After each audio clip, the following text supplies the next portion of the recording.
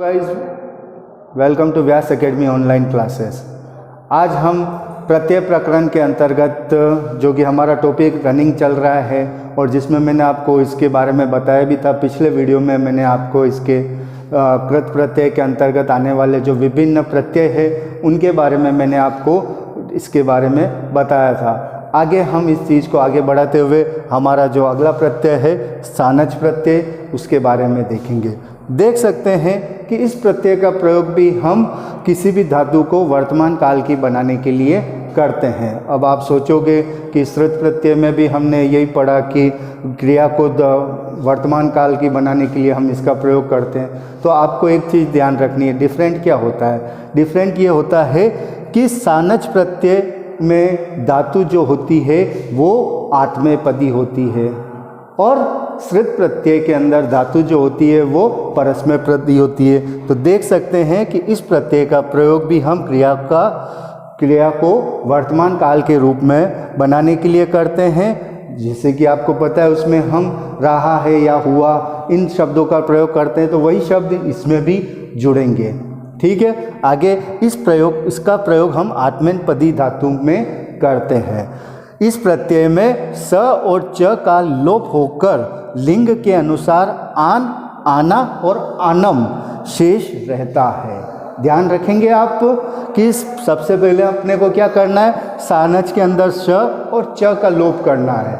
ठीक है, श और च का लोप होने के पश्चात में हम देखेंगे कि हमारे पास जो शब्द बचेगा, जैसे कि स और च का हमने लोप कर दिया तो हमारे पास बच रहा है आन। ठीक है, तो अब वो आन शब्द जो है वो स्त्रीलिंग में अलग शब्द के रूप में देखा जाएगा, पुल्लिंग में अलग रूप में देखा जाएगा और नपुंसकलिंग में अलग रूप में। तो वो किस रूप में कि पुल्लिंग में आन, स्त्रीलिंग में आना और नपुंसकलिंग में आनम के रूप में इसका हम प्रयोग करेंगे। तो एग्जाम्पल यहाँ पर मैंने दे रखा है, जैसे सेव प्लस सानच।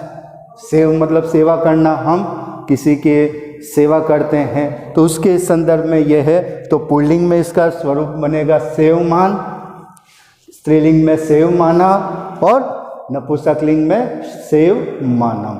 ठीक है, तो इस प्रकार से हमने सानच प्रत्यय के बारे में देखा। फिर हमारा अगला प्रत्यय आता है तव्यत प्रत्यय।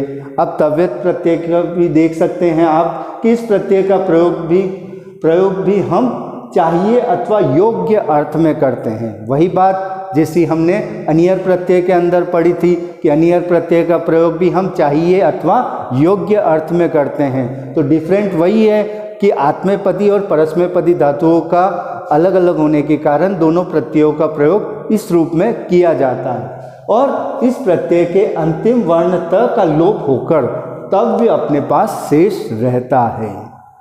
ध्यान रखेंगे आप, इसमें कौन से त का लोप होगा। कई बार ऐसा होता है कि बच्चे फर्स्ट त का लोप कर देते हैं और शेष में व्यक्त रख देते, ये गलत होगा। आपको ये याद रखना है अंतिम वर्ण ये इसका लोप करना है और अपने पास शेष क्या बचेगा, तव्य शेष बचेगा।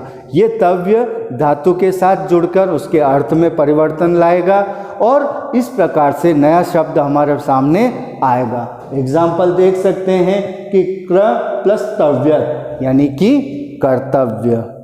ठीक है, उसके बाद गम प्लस तव्यत गंतव्य यानी कि जाता हुआ। पठ प्लस तव्यत पठितव्य यानी पढ़ता हुआ और भव प्लस तव्यत यानी भवितव्य यानी कि होता हुआ। ठीक है, तो इस प्रकार से आज हमने इस वीडियो के अंदर दो और प्रत्यय पढ़े, जैसा कि सानच और तव्यत प्रत्यय।